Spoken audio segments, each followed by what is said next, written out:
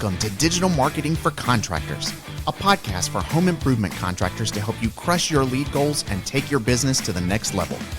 Join us each episode as we give you powerful insights and practical tips on the best digital marketing strategies to help you grow your home improvement business. Let's get started. Welcome back to Digital Marketing for Contractors. I'm Meredith Medlin. And I am Caitlyn Noble. We work exclusively with home improvement contractors, windows, roofing, siding, baths, gutters, companies doing somewhere between $3 and $30 million in annual revenue. And today's topic is one that comes up in basically every onboarding call that we have with our clients. The contractor wants more calls. They claimed their Google business profile years ago. They can't figure out why it's not working though. So let's get into that. All right. So before we get into the actual reasons, let's set the table on why this matters, because I think some of our listeners might still be in the camp of, okay, yeah, a GBP is fine. Like my real lead source is PPC. So like I'm good. Bless. Yeah. And let me push back on that a little. When a homeowner searches bathroom remodeler near me or roof replacement, their city, what's the first thing you see before the organic results, before the website links? It's the map pack. Right. 3 businesses on a map with star ratings, with phone numbers, with a call button right there on mobile. It's the local map pack. And that's almost entirely driven by Google Business Profile. Your website doesn't put you in the local map pack. Your Google ads don't put you in the local map pack. Your GBP does. And calls from the local pack are some of the highest intent calls that you can get as a contractor. They're as close to the bottom of the funnel as it gets. Pause for 1 second. The calls we have been getting a current moment where there have been a lot of spam calls coming through GBP. Okay. So I will say, yes. Typically they're high intent. High intent, but we'll get to that. We'll get to that for sure. And if you are getting a bunch of spam calls through your GBP, reach out to us because we've figured out a solution. But I do want to say that GBP is great. Yeah. If people intentionally click on your business because they read your reviews, et cetera, and they're calling you, they're going to be way more qualified. Yeah, way more qualified. I just know recently it's been an uptick. Okay, sorry. So back to that. Let's get into like why though GBP isn't working for most contractors despite it being free. All right. Reason number 1, and this is the most common, the profile is incomplete or it was set up once 3 years ago and nobody's touched it since. Categories are wrong. Service areas haven't been updated. The services list is empty or generic. There's no description, or the description is 1 sentence. Yeah. And I mean, obviously things change. Google Business Profile features change all the time. So if you set it up even a year ago and haven't done anything to it, there's a ton of new stuff that you should have filled out or optimized. So let's walk through what a fully optimized profile actually looks like right now. Sure. Start with categories.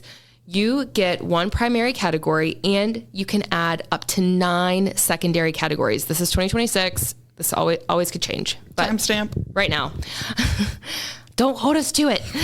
The primary category is the most important ranking signal in your entire profile. If you're a bath remodeler and your primary category is contractor instead of bathroom remodeler, you're going to lose to every competitor who picked the right specific category. Yeah, that's a huge one. And I think a lot of contractors set this up 6 years ago, and there were categories that were much less specific than they are now. Yep. And they just haven't taken the time to go back and update it. Literally just saw that exact instance today. Yeah. Google adds new categories all the time. Window installation service is a category. Roofing contractor is a category. Siding contractor is a category. Get specific. Match your primary product. Then use your secondary categories for the other things you do. Okay, so what about services? Sure. Okay, so we've got categories now. We've got services, which is a section most contractors completely ignore. You can list out every service you offer with a description and price range. Google uses that when matching your business to specific search queries. So if a homeowner searches tub to shower conversion near me and you have tub to shower conversion listed as a service with a description, you have a much better chance of servicing for that query than if you just have bathroom remodeler as your category and nothing else. Right. So what else? We've got service area, hours, attributes. Service area is huge. I get this question all the time for our audience because most replacement contractors don't have a storefront customers walk into. We call them showrooms. So you're a service area business, not a brick and mortar. You define the cities and zip codes you serve. And here's the part contractors get wrong. They list one zip code. The zip code is the office that they're in. Thank you. You can list up to 20 service areas. Use them. If you serve 15 towns, list all 15. 100%. And hours, even the simple stuff like that. If your profile says you're closed Saturday, but your call center is taking Saturday calls, that's a missed signal. Right. Hours, holidays, special hours. Then attributes. Women owned. Yeah. Veteran owned. Free estimates, online appointments, all of these are searchable filters now. Homeowners can filter the local pack by free estimates. If you don't check the box, you don't show up in that filtered view. So step one for everybody listening right now, go ahead and pull up your profile and go through it field by field. Check it out. Don't just assume that you have it all filled out. Don't. The number of times we audit a profile and find empty fields, wrong categories, missing services is almost universal, even with companies doing $20 million in revenue. Okay, so let's move along to reason number 2. Reviews. We've talked a lot about reviews in the past, y'all. Yeah. If you need more, we're going to give it to you. Yep. And there are 3 things contractors get wrong about reviews: volume, recency, and response. So let's take those one at a time. Let's start with volume. We love talking about this on the podcast. Volume is straightforward, but it's also the area where contractors are most often beat by their competitors. If you've got 150 reviews and the company 3 miles away has 600, Google sees that. Volume is a confidence signal. It's not the only signal, but it's a heavy one. And if you don't have a systematic process for asking every customer for a review, you're going to fall behind slowly every month until you're just behind. And by systematic, you mean? I mean, it's built into your post-install process. The minute the install is done and the homeowner is happy, somebody, your project manager, your installer, your office, is sending a text or an email with a direct link to your Google review page, not leave us a review with no link, a direct one-tap link. And then there's a follow-up if they don't leave a review within a few days. Right. And okay, recency is the one I think gets overlooked the most. Yeah, and it's important. Google looks at when reviews were posted, not just how many you have. If your most recent review is from 8 months ago, my gosh, that's a problem. Even if you have 400 reviews total, it signals to Google that maybe this business isn't active anymore. Maybe they're just not doing as much work. Maybe customers aren't as happy. The algorithm doesn't know, but it makes assumptions based on the data that it sees. Right. So a steady drip of reviews is better than a lot at one time. Oh my gosh, way better. 5 reviews a month, every month for a year. That's better than 50 reviews in 1 month and then nothing. Okay. And responses. We're laughing We because just did an episode on this. We just did an episode on this, but I'm so glad we're just reiterating it. Yeah, I mean, we people might not have listened to that one. Yeah, I mean, why? Like, yeah. And it's always good to hear things 17 times. That's what we always tell our clients. Yeah. You know, you got to keep reaching out. 7 times, they're going to have to see your business. So here's the 7th time in terms of how to respond to a review. Hit 'em. You have to respond to every single review. 5-star, 1-star, doesn't matter. And not with, thanks for your feedback. Actually respond. Reference what they said. Use their first name. If they mention the installer in your response. Google reads those responses. It's another piece of unique, fresh, business-specific text on your profile. And it shows the algorithm, the homeowner's reading the profile, that you're an engaged business. Right. And even negative reviews. I know that is one that stresses contractors out a bit. Yeah, I get it. I had a client that got a 1-star today. It's not fun, but You cannot get defensive. You cannot argue. Acknowledge the issue. Take it offline. Offer to make it right. That's exactly what my client did. They called the person up directly. A thoughtful response to a 1-star review actually builds more trust than a perfect 5-star average because homeowners reading the profile see how you handle problems.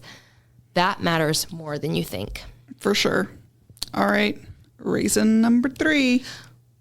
I'm so glad we're not talking about reviews anymore for reason number 3. Yep. Here we go. Photos and post. This is where the freshness signal really comes into play. I like that, the freshness signal. Freshness signal. Most contractor profiles have a logo, an exterior shot of the office building, and maybe 4 or 5 project photos that were uploaded in 2021.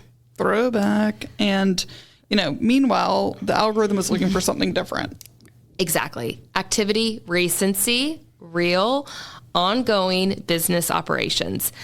The way you signal that on a GBP is by adding new photos regularly. Job site photos, before and afters, crew photos, truck wraps, any visual content that shows you're actively doing work right now. Okay, but what do we mean when we say regularly? Exactly. A photo a week at minimum. Okay. More is better. And these don't have to be professional shots. Of course they can't be. A clean phone camera. I love that. A clean phone camera photo. Because we know y'all put your fingers in those camera lenses of a finished bathroom remodel taken right after install, uploaded that day. That's perfect. Right. So, okay, what about Google Posts? Yes, we're using all the words, y'all, but all of this is photos, so important. Reviews. Services, categories. Posts are an underused feature. They're basically little updates that show up on your profile. Promotions, events, news, recent jobs. Most post types expire after 7 days, so you've got to keep refreshing them. But every time you publish one, you're feeding Google a fresh piece of content tied to your profile. So it's fresh content. Is there a ranking impact, or is it more about conversion when somebody's already on the profile? Both. But the conversion impact is bigger than the ranking impact. A homeowner who lands on your profile and sees a post about your spring promotion with photos with clear offer, that converts better than a profile with no post. So it's both. Small ranking signal, real conversion lift. Okay. And I want to call out something that ties back to the photo conversation. A lot of our clients have this problem. I get it. The project manager takes great photos for the install team, but then those photos just kind of die on the project manager's phone. They never make it to the GBP. They never make it to Instagram, and they don't make it anywhere a customer can actually see them. Yeah. That is, I yawned because we see too much of it. Mm-hmm. That's a process problem more than a marketing problem. The photos exist. They're just not making it where they need to go. Build the workflow. Whoever's on the install the crew needs to send 3 photos per job into a shared drop somehow, and somebody on the marketing side, even part-time, can take the best ones and post it. Exactly. Make it easy on yourself. Number 4, we're going to talk about, it's a little bit harder because there's stuff that you can't fully control. This is probably the most important of all of them, because this is exactly what you said. Proximity. Google's local authority, and this is as of, May 2026. But as of right now, Google's local algorithm weighs how close your business is to the person searching. Yeah. If a homeowner is in a town 25 miles from your office and there's a competitor right in that town, you're at a disadvantage on proximity alone. Even if you serve the area, even if you have more reviews, even if your profile is better optimized. Yeah, and it sucks, but there's nothing you can do about that. And your office is located where it's located. That's just how GBP works. Yeah. Not without moving, no. No. But there are things that you can do to compete in those outlying markets. Number 1, make sure those service areas are listed on your profile. Number 2, build out location pages on your website for those cities. Pages like roof replacement in Raleigh, North Carolina, with real content, real photos of jobs in that area, real testimonials from customers in that town. That signals geographic relevance to Google, even if the office isn't physically there. Right. And what's number 3? You won't believe it, y'all. We are going to get reviews from customers in those areas. Good day. When somebody leaves a review, if they have location enabled, Google associates the review with that geography. So a steady stream of reviews from a customer across your service area helps your profile show up across that whole area, not just your office. I feel like that is definitely one that people miss. I know. And then I'm like personally thinking, is my location enabled on my, because I love leaving a good review. 100%. I feel like I'm one of those like local special guides or whatever. I hope you are. God. You know, we can go look it up. God. So, okay. What about contractors that have multiple physical locations? Each location gets its own GBP. And they should be optimized independently. Different categories, if appropriate, different service areas, different review URLs, different photos. Don't try to run one master profile for multi-location businesses. And don't keyword stuff your business name either. I want to call that out because we still see this. Yes. Yeah. I mean, for multiple reasons. Let's not get your GBP shut down as well for not being accurate. ABC Roofing, best roofing in Charlotte, roof replacement, storm damage. That's a violation of, and that was a hypothetical title of an entire GBP business profile. That's a violation of Google's guidelines, and it's the kind of thing that can get your profile suspended. Your business name on GBP should match the business name on your storefront, your invoices, your trucks, period. Exactly. Let's have some cohesiveness to all of these listings. All right. Reason number 5. And this is the one that I think is the most underrated.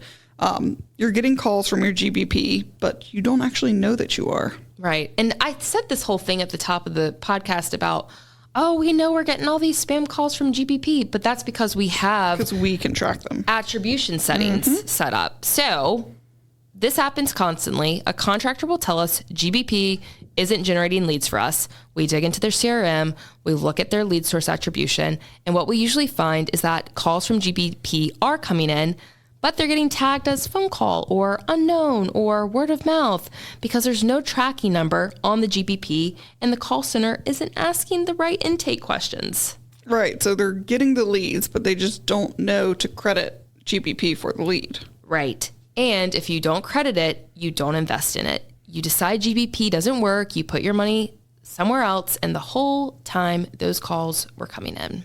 Okay, so what is the right way to track it? There are a few options. The simplest is using a call tracking number on the GBP that routes to your main line. There's a nuance in that. Google prefers NAP consistency, which is name, address, phone number consistency, meaning I just said that, that match across your website and other listings. So if you're going to use a tracking number, you want to use a service that sets up the tracking in a way that doesn't break that consistency. I just talked to somebody about this yesterday. Most reputable call tracking platforms know how to do this. Right. And then what about on the call center side? Train your intake people to ask, how did you hear about us? Every call, every time, and give them a specific list of options that includes Google search as a distinct option from saw your truck and referral. Better yet, have them ask, did you find us on Google? As a yes or no, because homeowners often don't volunteer or they won't volunteer the source, but they will confirm if you ask them directly.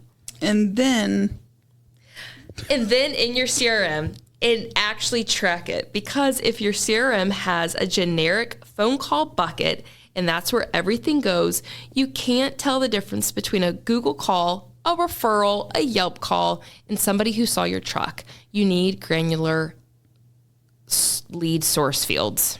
All right. So we've covered 5 reasons. Caitlyn has gone into great depth about all 5 of them. All of the words. Let's give people something that they can actually do with this. I think I've got more depth coming. I think you do. You like to use a good, better, best framework, right? I think you're going to start with good. Am I? Yeah. I think this is the way you need to prioritize. So if you're contractors that you're listening and you don't have unlimited time or budget, we're going to stack this work in the ways that make sense. Let's start with good. Okay. So good is what you can do in the next 30 days, mostly with internal resources. So there's no agency required. Audit your profile field by field. Fix the categories, fill in the services, write a real description, update your service areas, update your hours, check every attribute box that applies to you, and then go ahead and upload 20 photos. They can be recent jobs, your team, your trucks, your office. Respond to every unanswered review. That's the good tier. That's you doing the basics right. And how big a difference can that make on its own? I mean, for a contractor's profile was currently a mess, which is a lot of them. The basics alone can move them from showing up sporadically to consistently appearing in the local pack. So all of your main service categories you'll start showing up for. And that's not a guarantee of the top spot, but it's a real lift. So, we've seen contractors get a meaningful jump in profile views just from that good tier work. Gorgeous. Okay, Meredith. Hit him with the better. Let's do better. Better is when you start treating it as an ongoing channel. It's not set it and forget it. Quarterly cadence. You've got a systematic review generation process running where a text is going out after every install and you have a follow-up sequence in place. You're posting photos at least weekly. That sounds like the best. I mean, hey, you're publishing Google posts for better promotions and seasonal content. You've added your call tracking number that routes to your main line, and you're auditing your profile every month for Google's changes because they make them and roll them out all the time. So don't sleep on new changes happening constantly. And you honestly can't sleep on a real review response strategy either. Don't ever sleep on reviews. Every review needs to be responded to within a couple of days and in a way that is specific and human. That is going to be better. Okay, bring it home, sis. Best. So best is when your GBP is fully integrated into your broader digital marketing strategy. Your local pages on your website are reinforcing what you have in your GBP as your service areas. Your review velocity is consistently outpacing your competitors. You're building location-specific landing pages for your top service area cities. You've even got monthly reporting that shows you GBP performance against everything else. So Google Ads, organic search, paid social, Yelp, you are truly managing that profile and measuring it against your business goals, not just by keeping it clean and tidy. And what does monthly reporting on GBP actually look like? What are the metrics? Okay, so you're going to want to look at profile views, search impressions, broken down by direct versus discovery searches, calls, we just talked about that, actual calls with a number attributable to GBP, direction requests, website clicks, photo views, message volume. If you have your messaging on, you should do that if you are able. I think we talked about that on another podcast, Sure did. And then the conversion side, leads from GBP, appointments that were set, and sales that were closed. The whole funnel attributed back to the channel. Whew, that was a lot. It was a lot. Let's make sure that we send people off with a clear next step because a lot of words were said.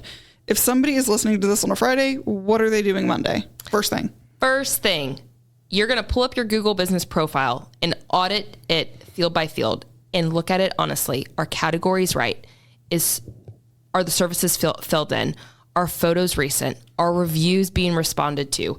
Make a list of every gap. Okay, what's next? Sit down with your call center manager or whoever does the intake and look at your lead source attribution for how the last 90 days, like just look at your lead source attribution for the last 90 days from calls. How many calls are tagged Google or GBP? If that number looks low, the question is, are you actually not getting calls or are you getting them and not crediting them? And third, check your most recent review date. If it's older than 2 weeks, you have a review generation process problem. That's the biggest leading indicator that this channel is going to keep underperforming. Fix the problem before you do anything else because reviews are the compounding asset. Oh, Caitlyn, thank you for walking us through this. Is there anything else before we wrap up? Just this. Your Google business profile is probably the highest ROI channel, digital channel, that you have access to, and it's free. Oh, ow. Every dollar you're spending on Google Ads is competing for the same audience the local PAC reaches organically. So if your GBP isn't optimized, you're paying for clicks you could have gotten for free. Treat it as the channel that it is. And if you want help with this, the auditing your profile thing, the building out the systems, getting the tracking right, we can help. That's exactly what we do. Yes. So head to fatcatstrategies.com and book a strategy call. We'll take a look at your profile and we will tell you exactly where the gaps are and what they're costing you. And if you listen to the last episode, you also know the questions to ask us. Yes, you do.